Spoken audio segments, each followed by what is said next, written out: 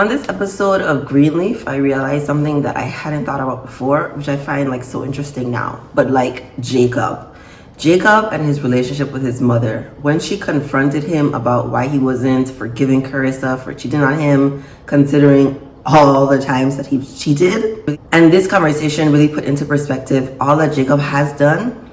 And I'm now wondering, why has Jacob done these things? First of all, he doesn't know that his mother cheated on Bishop and had a whole child, another man's baby, because of her cheating.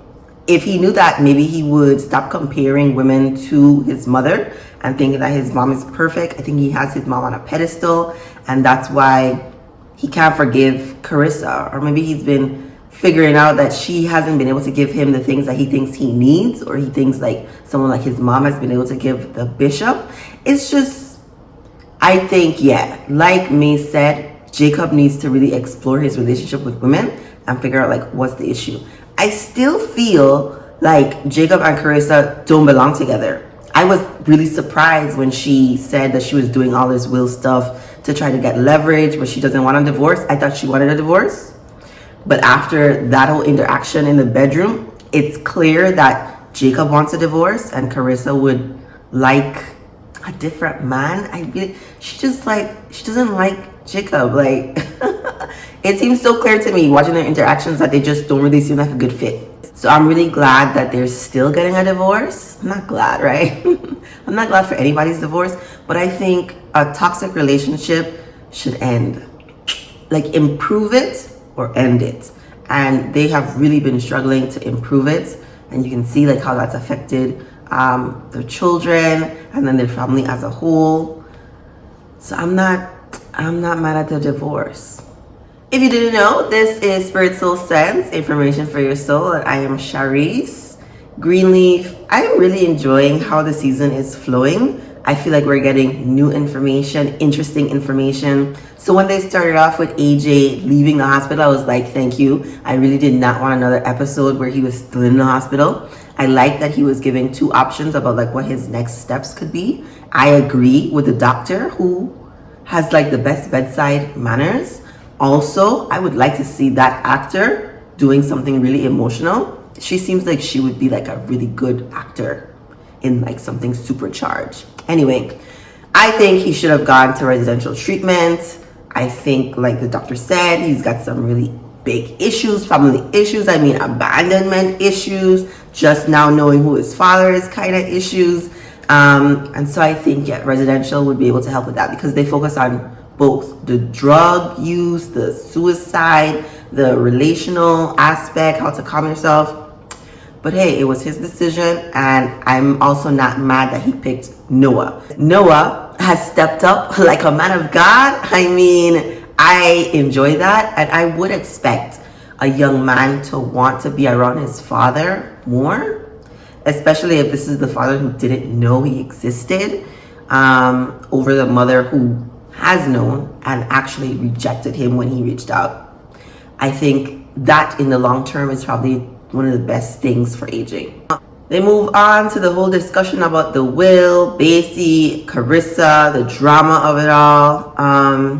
Do you guys remember what this family was like before? Before they were letting secrets out, before they were truth tellers, before they were radical truth tellers.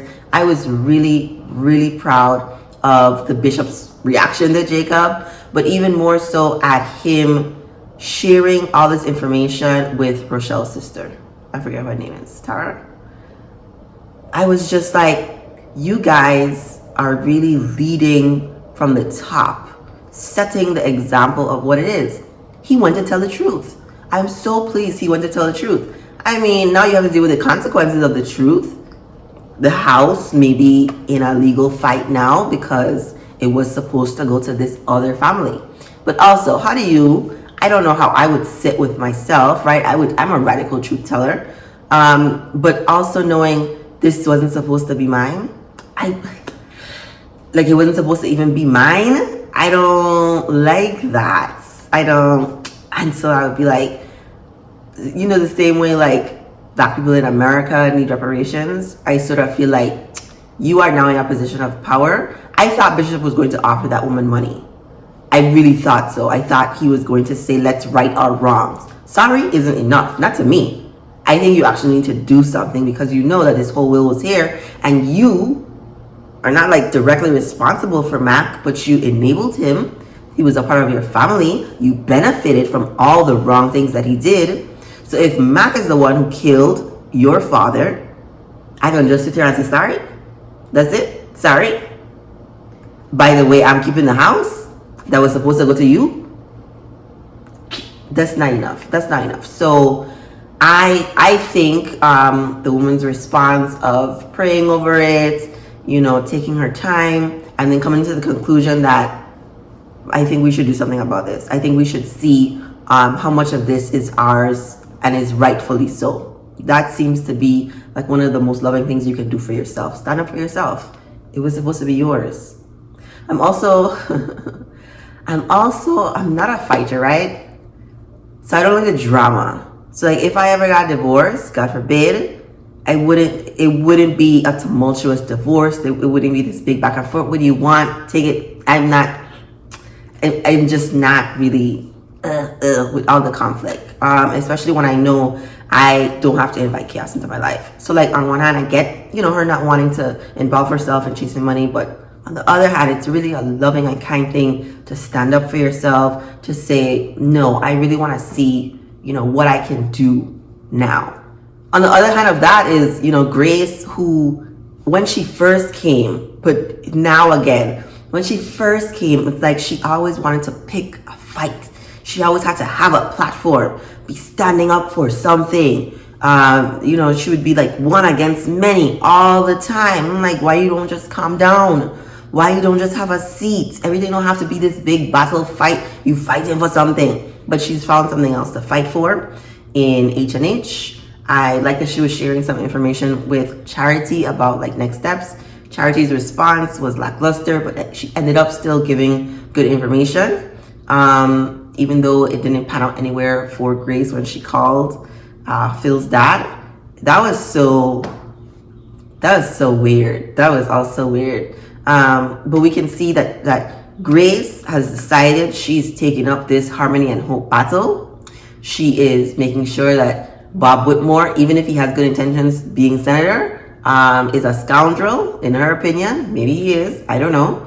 And that he shouldn't be anybody's senator because he's buying out everybody. People with money, they do things. I personally would not be fighting this. I think I would focus my energies on home, my child who attempted suicide, my family who is, you know, starting a new church. That's where I would focus my energies. Darius wasn't in this episode, but someone left a comment saying they don't trust Darius. It's so weird that Darius was fired for this story. But okay. Do y'all remember Charity's husband? Is he never coming back? Like, is that what's happening? Because it's nice seeing Aaron, but I would like to see him too. Like his partner too. I would like to see that. And I think maybe because there's they're not the main part of the story, the Greenleafs are, but the same way we keep seeing Aaron, I would like to see whatever his name is. I like him so much I can't remember his name. Charity, is she pathetic? Is she like the whole interaction with Judy, trying to pick the music? If I was Charity, I would have quit a long time ago. I wouldn't have even have AP as this mantle that I have to reach. Judy, firing her. Oh my gosh. You know, Judy has some really good lines in this episode. Really good lines. The whole firing scene was just like clutch pearls. When Charity said, "You can't fire me," and Judy said, "Listen, I am Bob Whitmore's daughter." Fired. It's like she didn't say it once, she said it twice, and she meant it. And then Charity goes running to Phil. Like, why do you keep going to this man? Like, what's he supposed to do? But also, I wouldn't have all this energy for Phil at this point.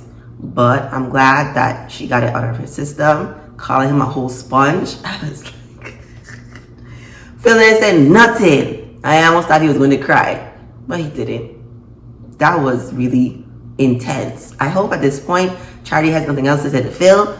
Like, I don't even know how you could love somebody. Like, okay, she loves him, doesn't respect him. I really hope that she can move on. Is Charity gonna get a new love interest? Or, more importantly, is Charity going to be okay with herself, in loving herself, in being happy and content with where she is in life? I think that's the bigger Charity story, because I think she's been thinking that these men, everything's perfect, la la land, and it hasn't been that way. And it's really because she's not right within, from what I can see. That's all that's happening. So I'm interested to see where all it goes. If this Greenleaf family actually gets a church that me preaches in, that Charity preaches in, what's gonna happen with AJ? Really enjoyed him and his cousins together. That was so cute. That was so cute. And then I just want to end with this, because as a mother, and as a mother of a teenager, boy, and kids, they get, they grow up, they become adults for much longer than they are children.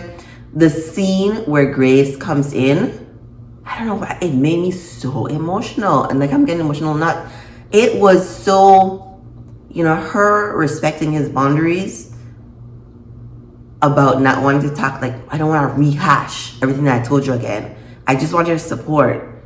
And her sitting down next to him, having that conversation, I'm here for you always.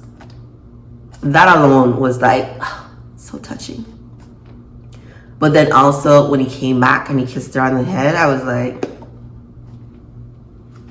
he loves her. I've just been emotional. I thought it was so beautiful and so lovely. And I really, these Greenleaf episodes have been pretty good. Still not convinced Basie is dead, so I feel like we might see him. I'm not sure if Rochelle is coming back, but the whole house drama is the story.